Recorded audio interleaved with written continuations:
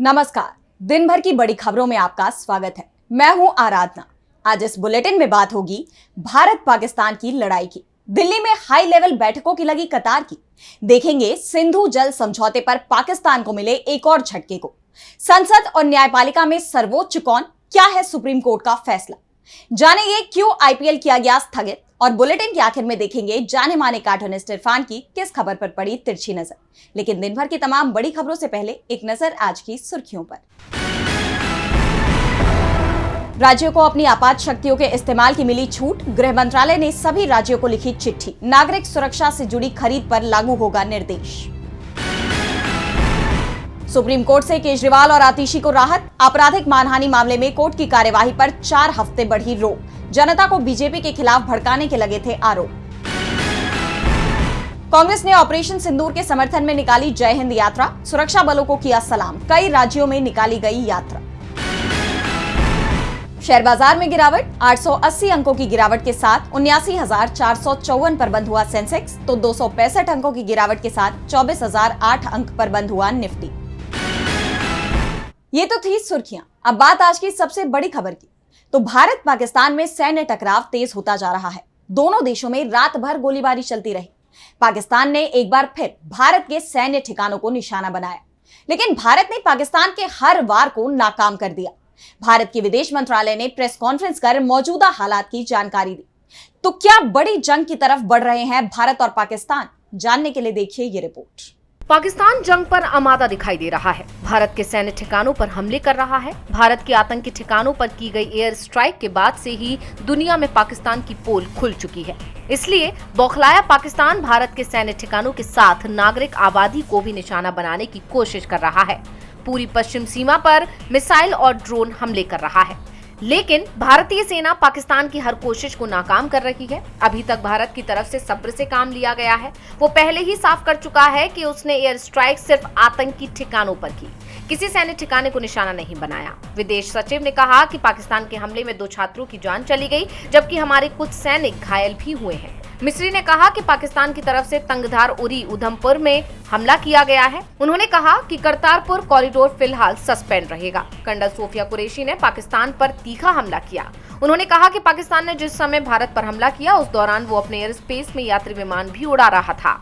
वो आम यात्रियों को शील्ड बनाकर हमले कर रहा था। कराची और लाहौर जैसे बड़े शहरों में पैसेंजर प्लेन उड़ान भर रहे थे। भारत ने बेहद संयम से काम किया।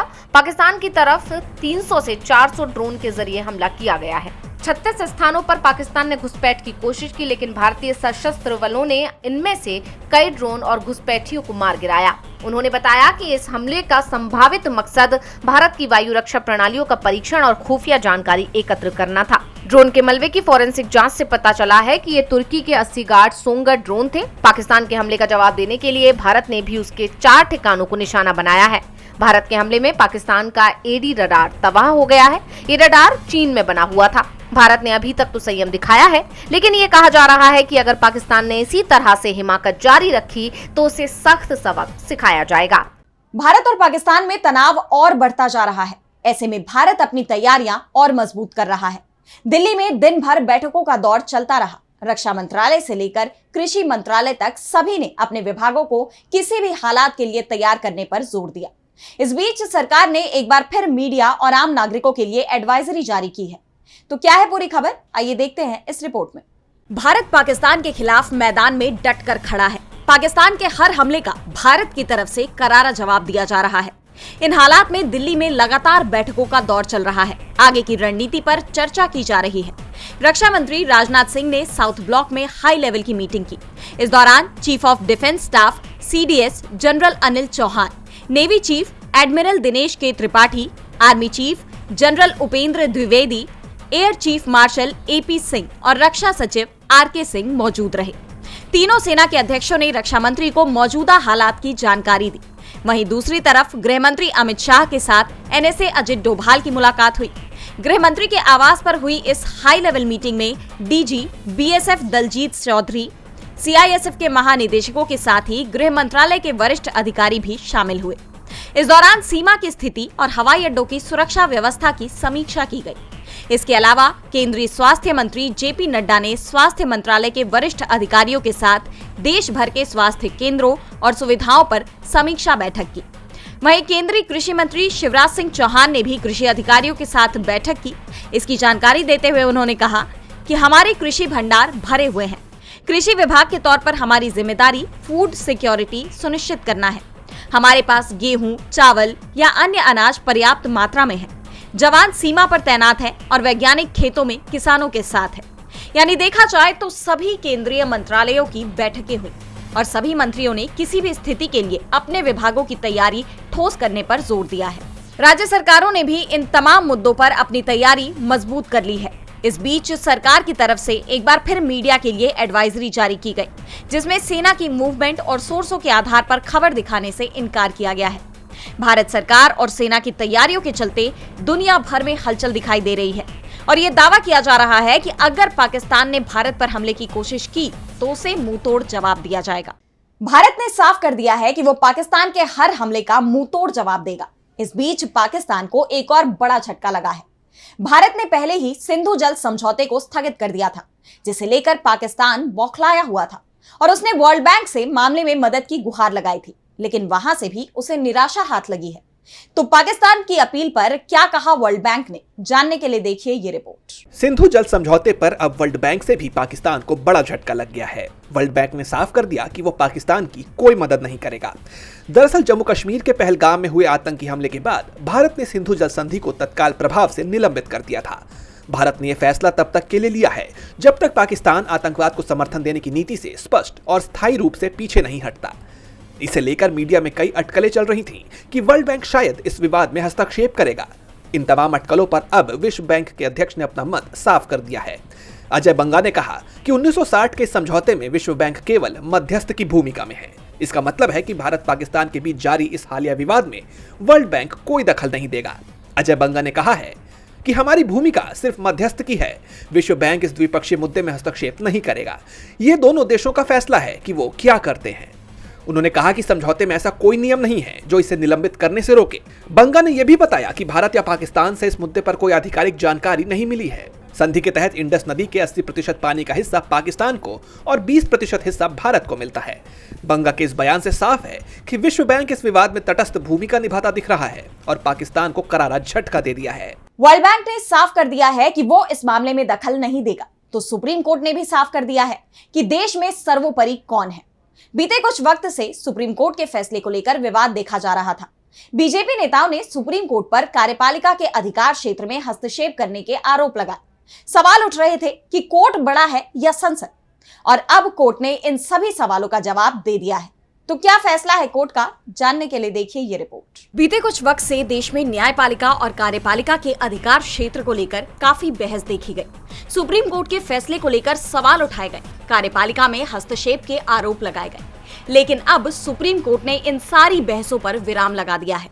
सर्वोच्च अदालत श्रेष्ठ है या संसद या सरकार, कोर्ट ने इस पर अपना फैसला सुना दिया है। कोर्ट ने कहा कि भारतीय लोकतांत्रिक व्यवस्था में संविधान सर्वोपरि है। संविधान ने देश की व्यवस्था चलाने के लिए शासन के 3 अंगों, विधायिका यानी संसद, कार्यपालिका यानी सरकार और न्यायपालिका यानी कोर्ट को विशेषाधिकार दिए हैं।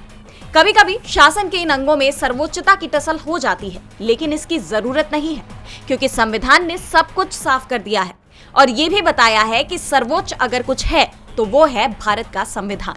दरअसल हाल ही में सुप्रीम कोर्ट ने तमिलनाडु के राज्यपाल आर.एन. रवि को राज्य सरकार के विधेयक बेवजह रोके रखने के लिए कड़ी फटकार लगाई थी।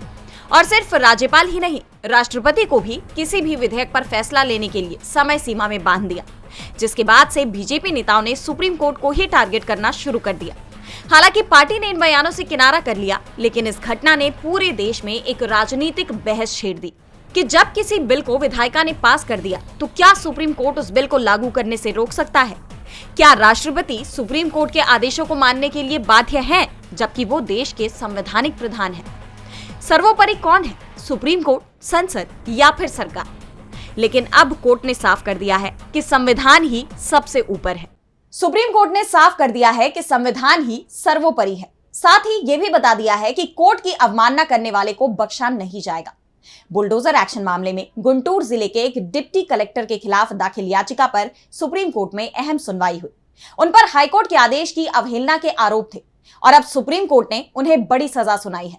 तो क्या है पूरा मामला, जानने के लिए देखिए ये रिपोर्ट। आंध्र प्रदेश से बड़ी खबर सामने आई है। सुप्रीम कोर्ट ने गुंटूर जिले के एक डिप्टी कलेक्टर को डिमोट कर तहसीलदार के पद पर भेजने का फैसला सुनाया है। ये कार्रवाई हाईकोर्ट के आदेश की अवहेलना करने के कारण हुई। दरअसल डिप्टी कलेक्टर ने गुंटूर में झुग्गी झोपड़ियों को जबरन हटाया, जिससे कई लोग बेघर हो गए। कोर्ट ने उन पर 1 लाख रुपए का जुर्माना भी लगाया। ये फैसला जस्टिस BR गवई और AG मसी की बेंच ने सुनाया। दरअसल हाईकोर्ट ने डिप्टी कलेक्टर को अवमानना का दोषी ठहराते हुए 2 महीने की सजा सुनाई थी, मगर सुप्रीम कोर्ट ने सजा कम करते हुए उन्हें डिमोट कर दिया। कोर्ट ने कहा कि कानून का पालन करना सबके लिए जरूरी है। डिप्टी कलेक्टर के वकील ने नरमी की अपील की और कहा कि सजा से उनका परिवार और बच्चों का भविष्य खतरे में पड़ जाएगा। कोर्ट ने जवाब दिया कि डिप्टी कलेक्टर को झुग्गियां तोड़ते वक्त ये सोचना चाहिए था। सुप्रीम कोर्ट ने कहा कि कानून की महिमा सजा देने में नहीं बल्कि माफ करने में है, लेकिन कोर्ट के आदेश की अवहेलना कानून के शासन की नींव पर हमला है। अगर डिप्टी कलेक्टर मानवीय दृष्टिकोण की उम्मीद करते हैं तो उन्हें अमानवीय तरीके से काम नहीं करना चाहिए था।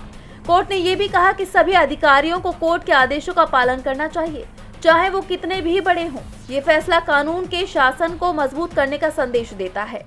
सुप्रीम कोर्ट के इस फैसले की हर तरफ चर्चा हो रही है, तो सवाल एनसीपी के एकजुट होने को लेकर भी उठ रहे हैं।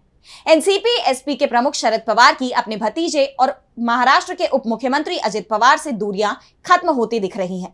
इस बीच शरद पवार ने एनसीपी के पुनर्मिलन को लेकर एक बड़ा बयान दिया है, जिससे खलबली मच गई है। चर्चा है कि क्या महाराष्ट्र की राजनीति में कोई बहुत बड़ा घटनाक्रम हो सकता है, क्या कोई सियासी उलटफेर देखने को मिल सकता है। जानने के लिए देखिए ये रिपोर्ट। महाराष्ट्र में पिछले कुछ वक्त से बड़े उलटफेर के संकेत मिल रहे हैं। एनसीपी प्रमुख शरद पवार और उप मुख्यमंत्री अजित पवार के बीच नजदीकियां बढ़ती जा रही हैं। इस बीच एनसीपी प्रमुख शरद पवार ने एक बड़ा बयान दिया है। उन्होंने भविष्य में एनसीपी के दोनों गुटों के फिर से एक होने की संभावना जताई है। शरद पवार ने तो यहां तक कहा कि सुप्रिया सुले को पार्टी के मर्जर पर फैसला लेना है। शरद पवार ने आगे कहा कि उनकी पार्टी का एक वर्ग अजित पवार के नेतृत्व वाली एनसीपी के साथ हाथ मिलाने के पक्ष में है। उन्होंने आगे कहा कि उनकी बेटी सुप्रिया सुले को अपने चचेरे भाई अजित पवार के साथ बैठकर इस मामले पर चर्चा करनी होगी। अगर पुनर्मिलन होता है तो दूसरों को आश्चर्य नहीं होना चाहिए। मतलब अगर दोनों परिवार मिलकर साथ आ जाएं तो किसी को हैरानी नहीं होनी चाहिए। शरद पवार ने याद दिलाया कि जब उन्होंने पार्टी बनाई थी तब आज अलग हुए सभी लोग साथ थे। उन सभी की विचारधारा एक ही है, इसलिए अगर भविष्य में ये सभी फिर से एक साथ आते हैं तो उन्हें कोई आश्चर्य नहीं होगा। शरद पवार के बयान से राजनीतिक गलियारों में हलचल मच गई है, जिसके बाद एनसीपी के दोनों खेमों से पुनर्मिलन की संभावना को लेकर संकेत मिलने लगे हैं।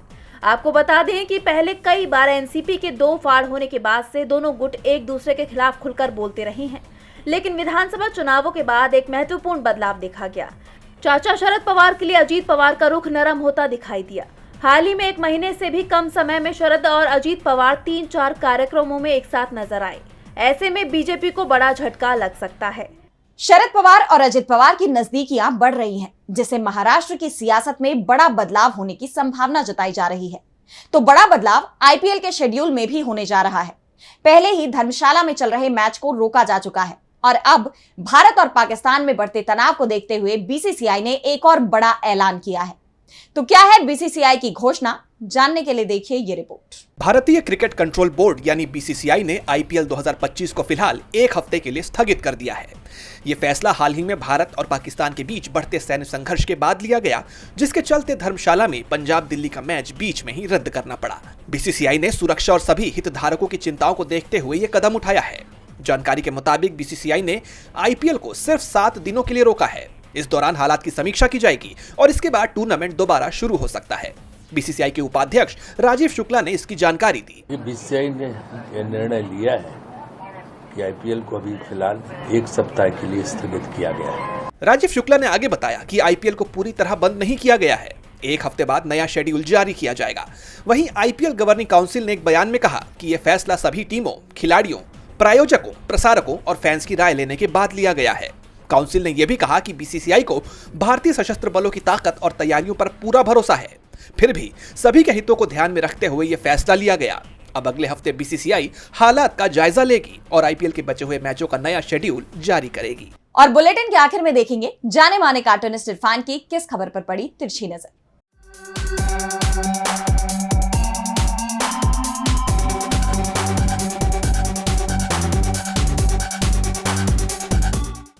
गेहूं के साथ में अब घुन भी पिसेगा। जी हाँ, पाकिस्तान में पाले हुए उनके हजारों आतंकवादी और उसके अलावा पाला हुआ भारत का डॉन दाऊद इब्राहिम अब कहीं का नहीं रहेगा, क्योंकि उसको भी डर के मारे पसीने छूट रहे हैं और यह हालत हो गई कि एयर स्ट्राइक के डर से दाऊद इब्राहिम ने, बताया जाता है कि अपना ठिकाना बदल लिया है, वो पाकिस्तान छोड़कर चला गया है। अब देखना यह है कि एयर स्ट्राइक से बचने वाले एक एक आतंकवादी किस तरह से बचेंगे, क्योंकि इस बार घर में घुस के मारा गया है।